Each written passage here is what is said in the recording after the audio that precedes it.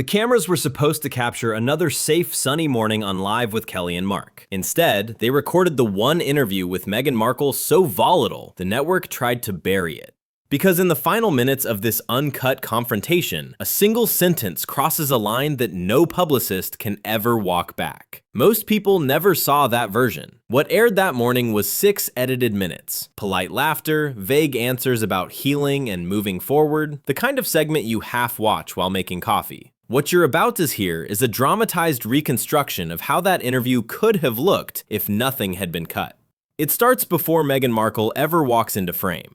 The studio was cold, the lights harsh, the audience murmuring in their seats. A stage manager raised her clipboard. 30 seconds, people. Kelly, Mark, we're clean. No delay today. At the desk, Kelly Ripa scanned the bolded questions on her cards. Mark Consuelos leaned toward her, keeping his voice low. Last chance, he murmured. We really pushing her on this? Kelly didn't look up. We're asking what everyone else dances around, she said. That's not an attack, that's a job. Her team doesn't see it that way, Mark replied. 3 emails about respectful tone. If this goes sideways, they'll call it an ambush. Kelly finally glanced at him, the ghost of a smile on her lips, but her eyes were hard. Honest questions aren't an ambush. Just off camera, Meghan stood with a producer, mic pack clipped to the back of her cream blazer. So let me ask you straight, she said quietly. Are we here to talk about my work, or to retry my entire life on live television? The producer shifted his weight. Kelly and Mark just want a real conversation, he said. Nothing scripted. That's the problem, Meghan replied. Real conversations have a habit of turning into headlines. In her earpiece, another voice cut in. We're live in 10, 9. Meghan drew a slow breath, smoothed her sleeve, and stepped toward the light. 5, 4. Kelly's familiar TV smile slid into place. Mark straightened. 3, 2, and we're live. Welcome back to Live with Kelly and Mark, Kelly said, her tone bright and practiced. Our next guest is someone the world thinks it already knows. Actress, humanitarian, and former working royal, Meghan Markle. Applause swelled, but beneath it there was a low electric hush, the sound an audience makes when it senses something fragile and dangerous under the surface. Meghan walked out, every movement measured. She sat, crossed one leg over the other, and turned to Kelly with a composed, unreadable smile. Thank you for having me, she said. I'm interested to see which version of me your show has decided to meet today. For the briefest moment, Kelly's smile faltered. And I'm interested, Kelly replied, recovering instantly, in how much of your story you're ready to tell. In that loaded exchange, 2 sentences wrapped in smiles, the interview quietly changed course. The real trouble hadn't even started yet. Mark was the first to break the silence. Meghan, the last few years have been intense, he began. You stepped back from royal duties, moved countries, told your story again and again. Sitting here today, how do you think people see you? Meghan let out a small breath. I think they see whatever version of me sells that week, she said. Villain, victim, opportunist, survivor. It depends who's editing. Kelly tilted her head. And who's editing today? She asked. You or us? Meditation's eyes didn't move. That, she said, is what I'm here to find out. Mark moved through the safe questions. New projects, charity work, life in California. Meghan answered cleanly, every word measured. I didn't just leave something, she said. I walked away from a system that was killing me. There's a difference. Kelly asked at once. Career-wise? Emotionally? Because you've used very strong language, survival, escape. That's not how most people describe changing jobs. Meghan's smile thinned. Most people aren't hunted by tabloids when they change jobs, she replied. Most people don't need security for their child because strangers are debating the shade of his skin on television. There it was, the first crack. Right, Kelly said slowly. The conversation's about your son's skin color. You've spoken about that before. You understand that's a huge thing to say about a family watched by the whole world. It wasn't a thing to say, Meghan shot back. It was my life. Those were real words in real rooms. Mark, you've never named who said them, he said. No dates, no context. Can you see why some people feel they're being asked to take it all on faith? Meghan turned to him. Can you see why I'm not handing a racist quote to the same press that already tried to destroy me? She countered. Silence protected them. It didn't protect me. Kelly glanced at her cards, then set them aside. Okay, she said. Then let's talk about something that can be checked. Meghan's eyes narrowed. There it is, she murmured.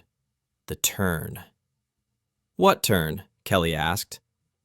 The part where the friendly morning hosts stop pretending this is a soft chat and start acting like cross-examiners, Meghan replied. Mark offered a small smile to the closest camera. We're just asking what people at home are wondering, he said. Meghan didn't look at the camera. She looked only at Kelly. If you only wanted questions that kept everyone comfortable, she said quietly, you shouldn't have invited the woman you've been dissecting in your gossip segments for 3 years. In that one sentence, the air shifted. It no longer felt like an interview. It felt like a fuse had just been lit on live television. For a moment, nobody spoke. Then Kelly leaned in, abandoning the safe warmth of daytime TV. Okay, she said, her smile now razor thin. Let's drop the performance. You've told your story to Oprah, in documentaries, in podcasts, in magazine covers. Every time it's framed as finally telling your truth. How many final versions should the public expect? Lightning, a low murmur rippled through the audience. Meghan's eyes didn't leave Kelly's. You say that like I've rewritten my life, she replied. I've added context. There's a difference. All people would say the details change, Kelly countered. Timelines shift, emphasis moves, things sound softer in one interview, harsher in another. Are they supposed to trust the first version or the one you're promoting this week? Mark lifted a hand, trying to thread the needle. Is it fair to say you've evolved how you tell it? He asked gently. That you reveal different parts depending on where you are in your life? Back at Kelly. Meghan glanced at him. Then unfair, she said slowly, is pretending trauma should come out in one neat, perfectly consistent press release. People process. Memory is messy. Pain doesn't respect your broadcast schedule. Kelly didn't flinch. But when you monetize that pain, she said, when it becomes book deals, streaming deals, speaking fees, don't you think people get to ask how much is healing and how much is branding? Threats the temperature in the room seemed to drop. Brushing, Meghan repeated. So let me get this straight. A woman talks about nearly breaking under racism and pressure, and your takeaway is, nice business model? You turned it into content, Kelly replied. Series, specials, exclusive reveals. That's not me being cruel. That's just reading the contracts your team proudly announced. Meghan leaned forward now, her voice low. And you turned me into content, she said. You cut my life into 3-minute blocks between chewing gum ads. You filled entire segments guessing what I was thinking from one photo. Don't pretend you suddenly discovered ethics today. Mark stepped in. No one here is saying you didn't suffer, he said. The question is... No, Meghan cut him off. The question is why you only care about truth when it gives you a better headline. There was a sharp inhale from the front row. Meghan, Kelly said, you can attack our format all you want, but you chose this couch. You agreed to this interview. If you only wanted sympathy, you didn't need to come here. You came because you wanted the platform. I came, Meghan replied, because every time I stay silent, someone else tells my story for me. Usually people like you. Then let's actually tell it, Kelly shot back. Not just the parts that make you look brave, the parts that hurt other people too. In this imagined, uncut version of the interview, that was the first moment you could almost see the line in the sand. On one side, the woman insisting on her trauma. On the other, two hosts insisting on the cost of her truth. And neither side looked ready to move. Kelly was the one who pushed it further. Then let's stop speaking in poetry and talk about something concrete, she said. You've described nights where you say you didn't feel safe in that palace. You've implied you were close to the edge. Do you understand how enormous that is for people watching at home to process? Meghan's hands laced together in her lap. Anything, she replied. I said I was suicidal. Out loud. On camera. Because nobody behind those gates wanted that sentence on their record. Mark's voice softened. And you say when you asked for help you were turned away? I was told it would be bad optics, Meghan said quietly. That it would embarrass the institution. Imagine being more worried about headlines than a human being wanting to live. A small, uneasy shuffle went through the audience. Kelly didn't break eye contact. Yet since then, she said, that moment has been in trailers, promos, thumbnails. Your darkest confession has also been your strongest marketing hook. Does that contradiction bother you at all? Meghan blinked, as if she hadn't quite believed Kelly would say it out loud. So my choices are what? She said, her voice tightening. Die quietly to keep everyone comfortable? Or survive and be accused of turning survival into a slogan? No one's suggesting you should have stayed silent about wanting to die, Kelly replied. I'm asking whether turning that into a recurring talking point, a brand pillar almost, is fair to the people you say damaged you. You keep saying brand like I'm a product on a shelf, Meghan snapped. I was a pregnant woman alone in a foreign country, reading headlines that wanted me gone. If talking about that saved one person, it's worth every awkward interview you put me through. Mark interjected carefully. But can you understand why people wonder, he said, if revenge ever plays a part? The timing, the deals, the way every revelation seems to land right when another project launches. Meghan's head snaps toward him. Do you think trauma waits politely until your release schedule is clear? She asked. Do you think panic attacks check your calendar? Different card now, the one producers had argued about for days. All right, she said, since we're talking about timing, the story about who cried before your wedding. For years, the public believed it was you who hurt your sister-in-law. Then, much later, you said the opposite happened. Why wait until you had a global special to correct something you say was a lie? Because correcting it sooner would have meant detonating my marriage into his family even earlier, Meghan answered, heat creeping into her voice. Because I thought protecting her would somehow protect me. Spoiler, it didn't. But the people watching only saw the correction when you were sitting in a carefully lit garden with one of the most powerful interviewers in the world, Kelly pressed. Do you see how that looks calculated from the outside? It looks like the first moment I was allowed to finish a sentence without someone from their office calling my phone, Meghan shot back. It looks like the only time I wasn't being told, smile and say nothing. Mark spread his hands slightly. To some people, it looks like you waited until it would do the maximum damage with the maximum audience. The word damage hung in the air. Meghan inhaled sharply. You say damage like I started the fire, she said. I was the one burning. I just finally screamed loud enough that you could see the smoke from your studio. And in that instant, with one side accusing her of staging the flames and the other insisting she'd been left to burn, the interview stopped being about timelines and turned into something much uglier, a fight over who was allowed to define the pain. In that moment, it wasn't about timelines anymore. It was about who got to own the wound. Bannon went first. You keep talking about what they did to you, she said. What about what you did to them?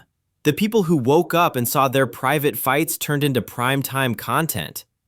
Private? She repeated. Those private fights were headlines before I even knew they'd happened. I just stopped pretending I was okay with bleeding in silence. Mark leaned in slightly. Meghan, is there any part of you, he asked, that looks at this and thinks, I added to the damage, not just mine, everyone's? I think, she said slowly, that when a building's on fire, you don't apologize for pulling the alarm, even if people liked the wallpaper. Kelly's eyes narrowed. But when you pull that alarm on global television, you don't get to be shocked that everyone inside feels burned. You didn't name names, but you lit up the whole family. Can you see why some people feel betrayed? I see they liked the fairy tale more than the truth, Meghan shot back. As long as I smiled, I was inspirational. The second I said why I couldn't breathe, I became dangerous. Including to your own children, Kelly said quietly. They'll grow up and watch all this. Every interview, every accusation. Is this really the legacy you want for them? Something flickered across Meghan's face. Fear, hurt, anger all at once. I want them to know their mother didn't disappear to keep other people comfortable, she replied. If they're angry one day, at least it'll be at a woman who tried to stay alive. Or, Kelly answered, they'll learn that love means turning your family into a case study if it gives you control of the story. The word control hung in the air. Meghan slowly unhooked her mic, fingers steady even as her voice tightened. You think I did this for control? She said. You sit here on a set that dissects my life between cereal ads and accuse me of turning pain into content. She set the mic on the table. The tiny thud echoed. This is your show, she continued. Your cameras, your cut. You'll slice this into clips and argue in meetings about what tests best. That's your job. My job is not dying quietly so you stay comfortable. She stood up. If walking away makes you feel in control again, go ahead, Kelly said. But it won't change what people think. They decided that before I ever spoke, Meghan replied. The only difference now is, at least they're judging a woman who finally opened her mouth. Without another word, she turned and walked off the set, past the cameras, past the stunned audience, into a hallway where no one was live and no one was clapping. On stage, the red light above the main camera blinked, waiting. Kelly exhaled once and faced it. We'll be right back, she said, voice steady but altered. Stay with us. The feed cut to a bright commercial like nothing had happened. But something had. For 40 unedited minutes, one studio became a battleground over a single, brutal question. Pain goes public? Who should own the story? The person who lived it, or the people who air it?